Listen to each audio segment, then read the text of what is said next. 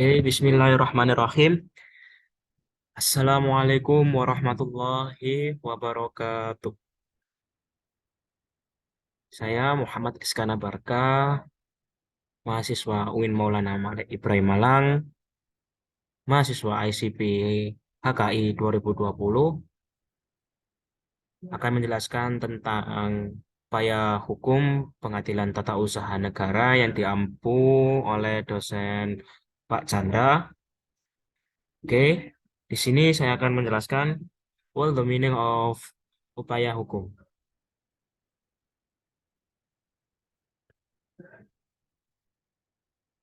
Nah, upaya hukum ini, apa yang dimaksud dengan upaya hukum? Kan putusan sebelum kita melangkah lebih jauh, apa itu dengan upaya hukum, kita harus mengetahui definisi terlebih dahulu. Supaya tidak bingung, untuk upaya hukum sendiri merupakan putusan hakim dapat diperbaiki dengan adanya upaya hukum ini. Ketika keputusan itu telah PHT, yaitu berkekuatan hukum tetap. Ketika putusan dari pengadilan atau dari majelis hakim sudah berkekuatan hukum tetap, maka kita bisa melakukan upaya hukum ini untuk memperbaiki, mungkin ada hal yang ingin dibanding atau mau ditentang lagi. Nah, upaya hukum ini dibagi menjadi dua, yaitu ada upaya hukum biasa dan upaya hukum luar biasa.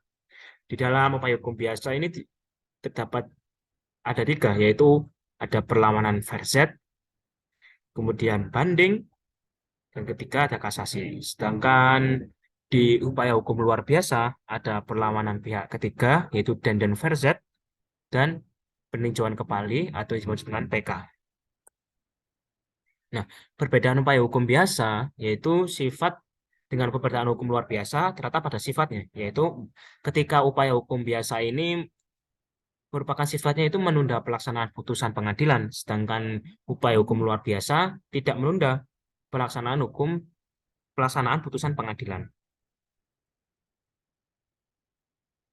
Nah, perbedaannya lagi dari upaya hukum biasa belum berkekuatan hukum tetap, sedangkan dari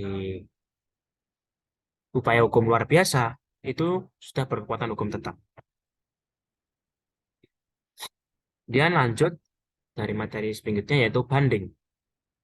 Nah, banding ini termasuk dari upaya hukum biasa, yang mana pihak yang merasa tidak puas dengan putusan PT UN banding ke Mahkamah Agung. Nah, banding ini harus diajukan dalam batas waktu kurang lebih 14 hari setelah putusan dari majelis hakim dibacakan. Nah, Mahkamah Agung akan memeriksa kembali perkara tersebut dan dapat mengubah atau membatalkan putusan. Nah, banding ini di dalam PT UN diatur dalam pasal 112 UU nomor 5 tahun 1986 tentang peradilan acara tata usaha negara atau Peratun. Kemudian kita lanjut pada kasasi. Jika pihak yang bersengketa tidak puas dengan putusan Mahkamah Agung, kasasi harus diajukan dalam batas waktu 14 hari setelah putusan Mahkamah Agung dibicarakan. Biasanya setelah upaya banding, nah setelah upaya banding tidak berhasil, maka naik tingkat pada upaya hukum kasasi. Nah, Mahkamah Agung ini memeriksa pertanyaan hukum yang diajukan dalam kasasi. Hal ini dalam kasasi dalam peradilan Peratun diatur dalam pasal 131 UU nomor 5 tahun 1986.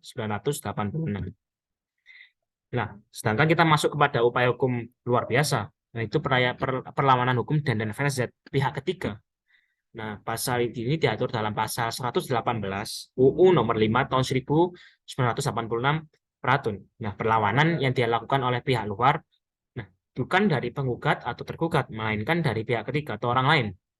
Ya, kenapa bisa melakukan perlawanan? Ya ini dikhawatirkan ketika dampak putusan dari pengadilan itu dia merasakan akibatnya atau merasakan istilahnya itu gangguan mungkin yang dari putusan yang disengketakan.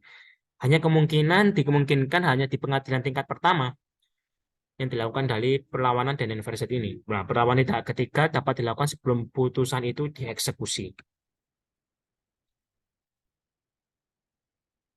Ya, mungkin cukup sekian yang dapat saya sampaikan tentang dari upaya hukum dari Peratun.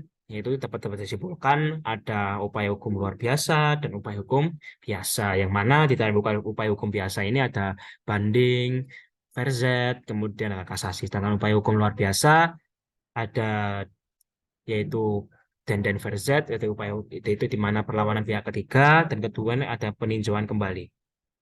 Nah, peninjauan kembali ini kembali terhadap alasan yang kuat, pihak yang terkait dapat mengajukan permohonan peninjauan kembali ke Mahkamah Agung, dan permohonan peninjauan kembali harus diajukan dalam waktu lebih setahun, 1 tahun setelah putusan berkekuatan hukum tetap atau BHT. Permohonan ini harus didasarkan pada alasan-alasan yang sangat kuat, seperti adanya alat bukti yang baru yang relevan yang belum diketahui sebelumnya. Mungkin cukup sekian yang dapat saya sampaikan, kurang lebihnya mohon maaf. Wassalamualaikum warahmatullahi wabarakatuh.